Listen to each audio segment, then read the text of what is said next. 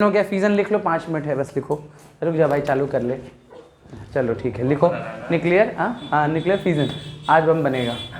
Nuclear fusion ठीक है, ठीक, न्यूक्लियर फ्यूजन, न्यूक्लियर फ्यूजन। ठीक, सुनो। हाँ क्या फ्यूजन हो गया? अच्छा फ्यूजन, अच्छा हाँ फ्यूजन, फ्यूजन न्यूक्लियर फ्यूजन। हाँ हाँ ठीक है, ठीक है। तो फ्यूजन सुनो,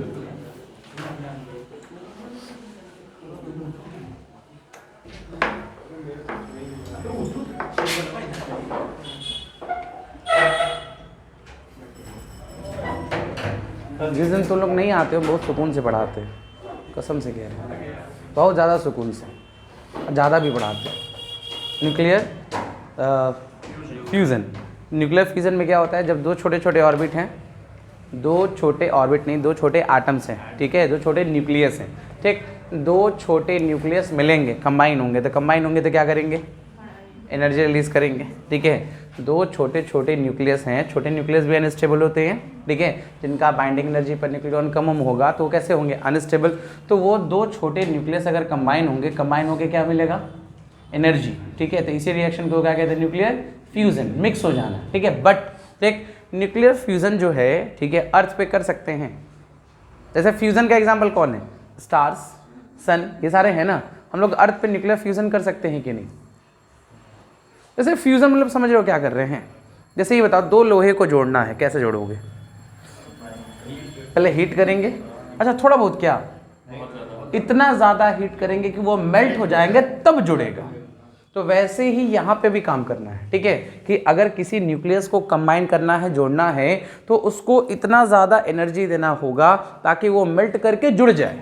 बस इसमें ही मतलब कि उसको इनिशिएट करने के लिए बहुत ज़्यादा एनर्जी चाहिए होती है, ठीक है। एकदम सिंपल डेफिनेशन याद रखिए, वो जितने काम का बस उतनी बात ना, कि अगर दो छोटे अनस्टेबल न्यूक्लियाई जुड़ेंगे तो जुड़ के क्या बनाएंगे? एक बड़ा न्यूक्लियाई। अब बड़ा न्यूक्लियाई बनाएंगे तो क्या करेंगे? एनर्जी रिलीज होगी, एनर्जी रिलीज होगी तो इसी रिएक्शन को क्या कहेंगे? न्यूक्लियर फ्यूजन, ठीक है। लेकिन जुड़ने के लिए उनको पहले क्या करना पड़ेगा? मेल्ट होना पड़ेगा, है ना। इतनी ज़्यादा एनर्जी देंगे कि वो अपना स्टेट चेंज कर दे, अपना स्टेट चेंज करके प्लाज्मा में पहुंच जाए।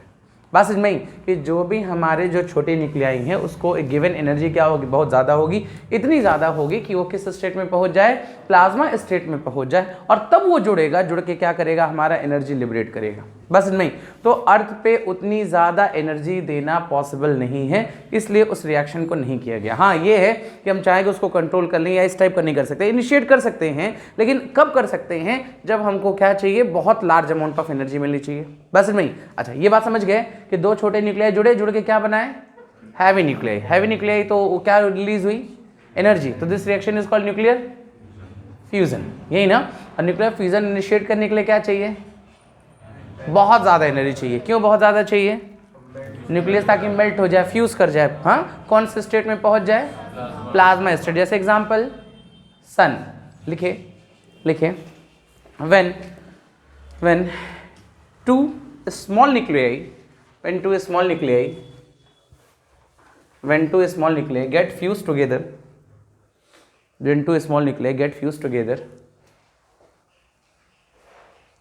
then energy released,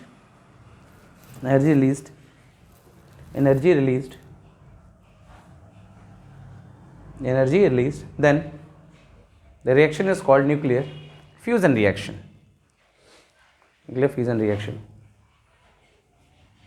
ठीक है, न्यूक्लियर फ्यूजन रिएक्शन, ठीक है।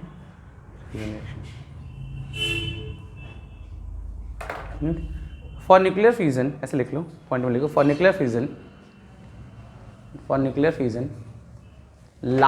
very large amount of energy is required. Large amount of energy is required. So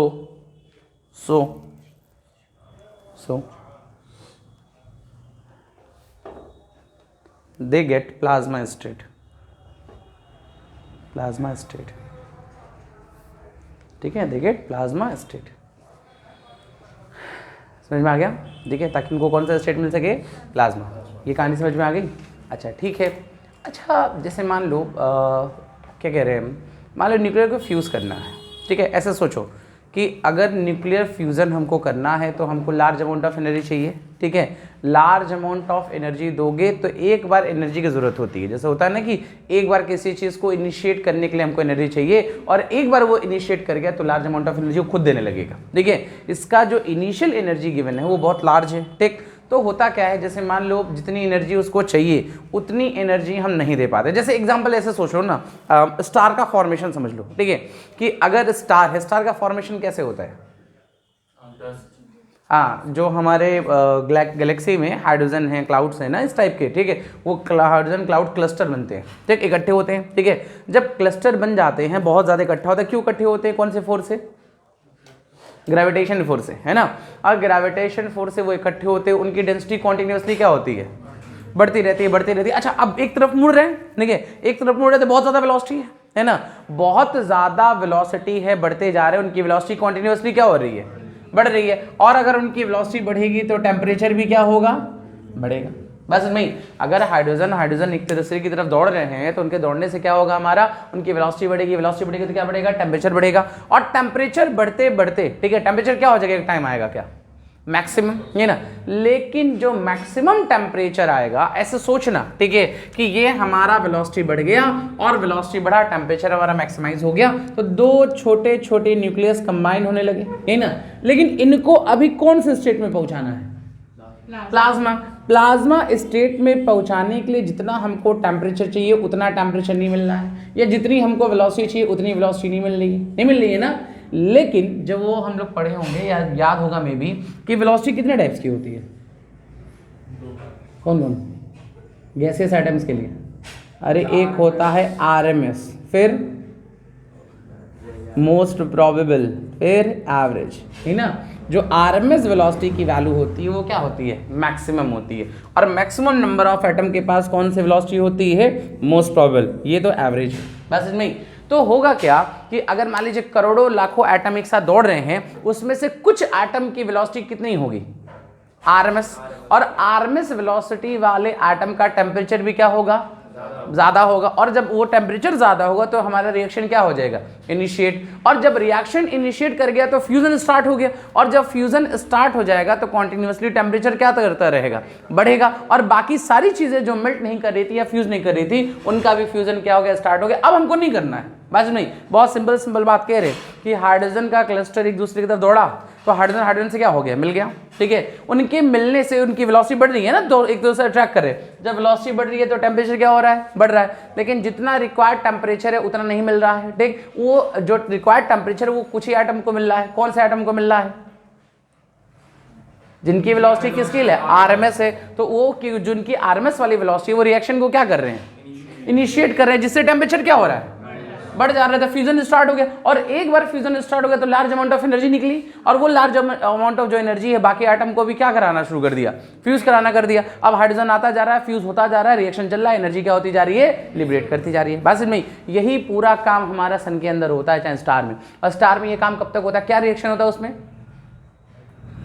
reaction क्या होता है? हाइड्रोजन कितने आइसोटोप से? 3 ना, प्रोटियम, ड्यूटेरियम, ट्राइटियम, ठीक है। पहले हाइड्रोजन से जुड़ेगा, ठीक है, 1h1 से जुड़ेगा तो 1s2 बनेगा, ठीक। 1s2 से जुड़ेगा तब हीलियम बनता है। दस में फिर से बोल रहे कौन किससे पहले जुड़ा? 1h1 से, ठीक है। तो 1h1 से जुड़ा तो 1s2, मतलब प्रोटियम जुड़ के ड्यूटेरियम, और 2 ड्यूटेरियम जुड़ा तो साथ में क्या मिला? हीलियम मिल गया। बस समझ गए? लिखो क्या कह रहा था, एक मिनट। फॉर न्यूक्लियर रिएक्शन, हाँ, इन स्टार्स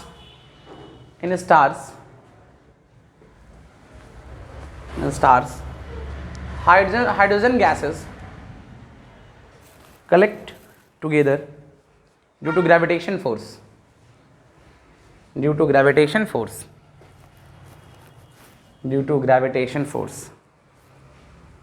हो गया? Due to gravitation force and velocity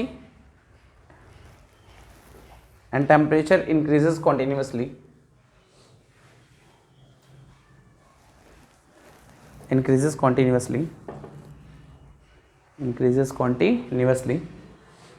and some atom have maximum velocity and some atom have maximum velocity. Some atom have maximum velocity which initiate the reaction. Which initiate the reaction. Initiate the reaction. Which initiate the reaction. ठीक है. And when reaction starts, large amount of energy is released. Large amount of energy is released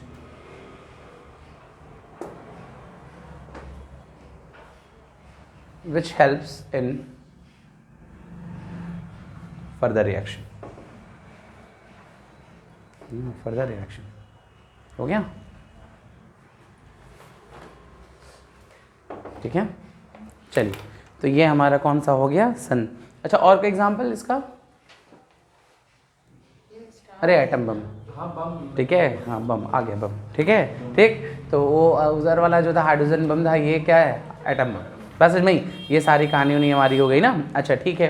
star से एक बार बन जाते हैं तो अपने अंदर फ्यूल उनका कौन होता है, हाइड्रोजन. सन, स्टार, उनके अंदर फ्यूल कौन होता है, हाइड्रोजन. और हाइड्रोजन तो वो कब तक जलेंगे, कहाँ मिलेगा, एक बार क्लस्टर हो गया उसका थोड़े मिलेगा. उसका हाइड्रोजन जब तक खत्म ना हो जाए. जब हाइड्रोजन जैसे कहते हैं नहीं, अरे भाई जल रहा है तो कलर कौन सा होगा, पहले रेड होगा, है ना. रेडियो वेव निकालेंगे, फिर माइक्रोवेव निकालेगा. स्टार की बर्निंग हमको दिखाई नहीं देगी. स्टार की बर्निंग कब दिखनी शुरू होगी, जब वो रेड कलर का होगा, ये ना होगा. और जैसे जैसे उसका बर्निंग होता जाएगा, रेड से कलर किधर चल जाएगा, वॉलेट. और उसके बाद उसका जब क्या कहते हैं हाइड्रोजन खत्म हो जाएगा तो बुझना शुरू होगा. ठीक है, टेम्परेचर कम होता रहेगा. टेम्परेचर कम होते होते नेबुला वुला बना लेगा, है ना. और नेबुला बनाने के बाद अगर स्टार का मास बहुत ज़्यादा है, बहुत ज़्यादा, ठीक है, कि हमारे सन जैसा नहीं, बहुत बड़ा, उसका एक रेंज होता है, रेंज हमको नहीं याद है. ठीक है, अगर उसका मास बहुत ज़्यादा है तो वो क्या बन जाएगा, हमारा ब्लैक स्टार, ओ सॉरी ब्लैक होल. बस इनमें ही तो स्टार ही हमारे ब्लैक होल होते हैं. और ये सारी कहानी किसकी वजह से है, न्यूक्लियर फ्यूज़न. समझ गए, फ्यूज़न हो गया, फ्यूज़न हो गया, रिएक्टर हो गया, सब हो गया ना. ठीक, ठीक है. अब क्या स्टार्ट कर दें, हैं